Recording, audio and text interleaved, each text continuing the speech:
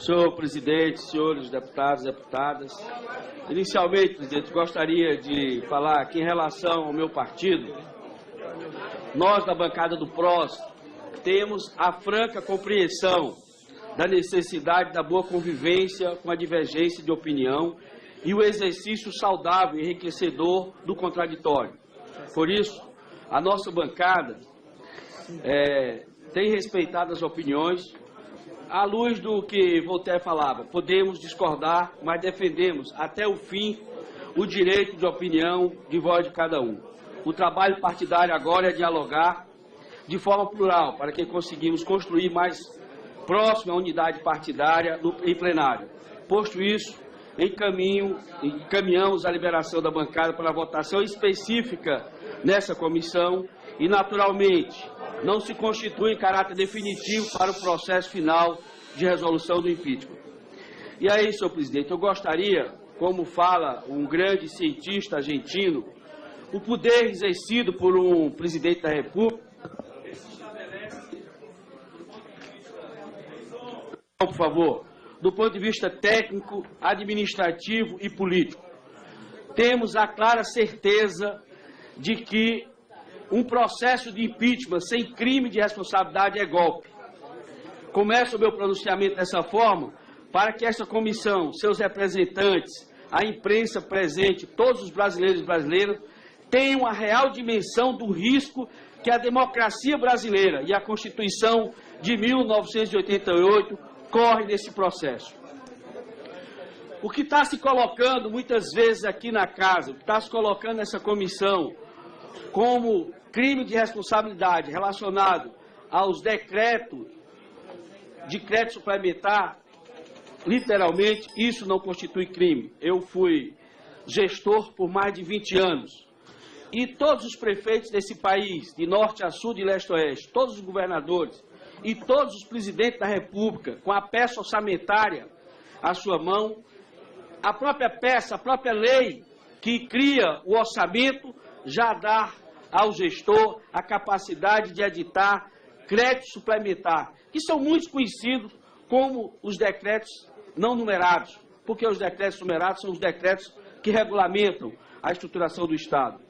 Isso, sem dúvida nenhuma, os decretos foram editados e autorizados pela própria lei 13.080 de 2015 e o artigo 4 da lei 13.115 de 2015. O governo federal contingenciou mais de 80 bilhões de despesas discricionárias em 2015. O governo criou mecanismos, e muitos deles relacionados a, inclusive, orientações do TCU, como é o caso do Ministério da Educação, como prioridade para isso. Por isso, sem dúvida nenhuma, em relação aos decretos não numerados, nós não temos aí classificado um crime de responsabilidade.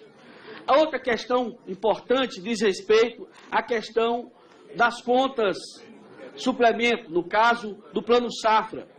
Veja só, se o governo contrata os bancos para serviços, que muitas vezes, no caso especificamente do Plano Safra, onde o governo não tem como adivinhar onde vai ter seca, onde não vai, há um encontro de contas que, sem dúvida nenhuma, nesse encontro de contas é natural na relação que o governo tem com os bancos, isso não se classificando como uma operação de crédito. Por isso, a questão do Plano Safra também não consideramos, no nosso caso, que houve má fé do governo, muito pelo contrário, faz parte de uma rotina que foi praticada por todos os presidentes da República que antecederam a presidenta Dilma.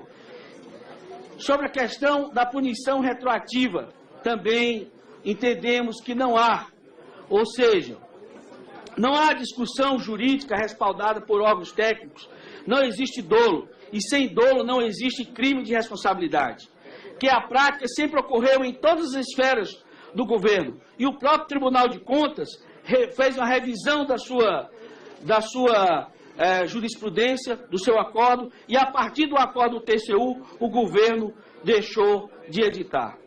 E aí, sem dúvida nenhuma, o que temos que ter clareza nesse momento é o risco do país viver um golpe. Um golpe jamais é esquecido por aqueles que sofrem. A utilização banal do impeachment, instrumento excepcional, trará uma profunda insegurança jurídica ao país. Passaremos a ter, a partir de interesses diferentes e espúrios, uma forte indústria do impeachment no Brasil. Desde prefeitos, governadores, presidente da República, em caso de descumprimento da lei de responsabilidade fiscal ou de qualquer razão banal. Nós podemos ter no Brasil a indústria do impeachment. Isso é que nós queremos chamar a atenção nesse momento. Não podemos banalizar essa ferramenta. Aqui eu gostaria de citar Maquiavel, quando ele diz que o principado é estabelecido pelo povo ou pelos grandes, segundo a oportunidade que tiver uma destas partes. Percebendo os grandes que não podem resistir ao povo, começam a dar reputação e a um dos seus elementos fazem o príncipe. O poder sobre a sua sombra, satisfazer seus apetites. Maquiavel escreveu isso há 5 séculos atrás, mas parece que ele se debruçou sobre o texto ainda deste ano, ao deparar com a orquestração de alguns setores da elite brasileira que não aceitam os avanços que nós tivemos nos últimos anos, que não aceitam a democracia, que não aceitam o resultado da eleição de 2014 e querem puxar no tapetão a questão do impeachment, voltando para a legitimidade do governo golpista. Que segurança terão os investidores, os governos estrangeiros, parceiro diante de um país que pode ter, num pressuposto, num pretexto jurídico, um falso jurídico para afastar o presidente da República, sem substância legal, só para conquistar poder pelo poder. Sem eleição direta, sem vontade popular, sem democracia. Como seremos respeitados internacionalmente dessa forma? A presidenta Dilma não cometeu um crime de responsabilidade. Por isso, o pedido de impeachment sem crime de responsabilidade é golpe. O golpe não passará e o Brasil continuará a seguir o seu curso natural do caminho da democracia. Muito obrigado, senhor presidente.